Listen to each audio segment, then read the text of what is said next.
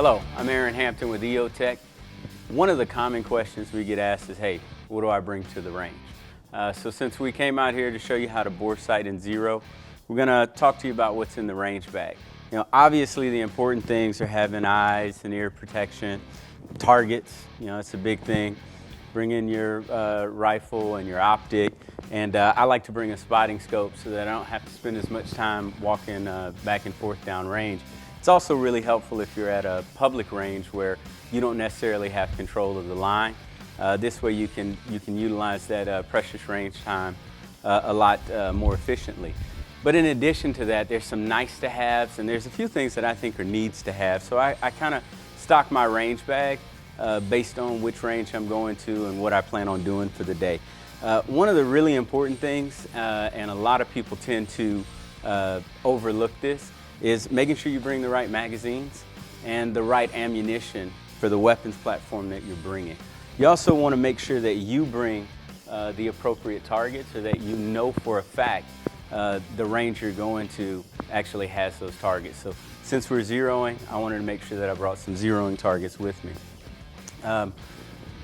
I keep all my ballistic data in my wind meter, so you want to make sure that you bring whatever it is that you're going to have your data on. But in addition to this, one of the things that I've learned is, hey, bring a backup. So I also bring my dope card for that particular weapon system and that ammunition. It's a great place to start making adjustments. That way I don't have to deal with trying to input everything into my device. In addition, lots at pretty much any range you go to will have some type of first aid kit. I even bring a small trauma kit just in case, but something they almost never have is the boo-boos and the scrapes and the little things. So, I've got a little bit of ointment, some cleaning rags, gloves. So, and I don't just use those for first aid. It's also when I clean the weapon system when I'm done. Some Zantac, some Tylenol, all the little nice to have things. They come in really handy. I mean, keep in mind you're standing around with a bunch of people shooting. Bring my goggles just in case it gets really bad, different lenses for my shooting glasses, staples. How many times have you run out of staples? Obviously you gotta have a stapler, but it's no good without the staples. A hat just in case the sun gets kind of brutal, a sling in case you want to do positioning work, timer. Gloves are always a great thing to have, especially if you're going to be moving stands around, those old staples, brass, everything can stick in your hands. You want to keep those things protected.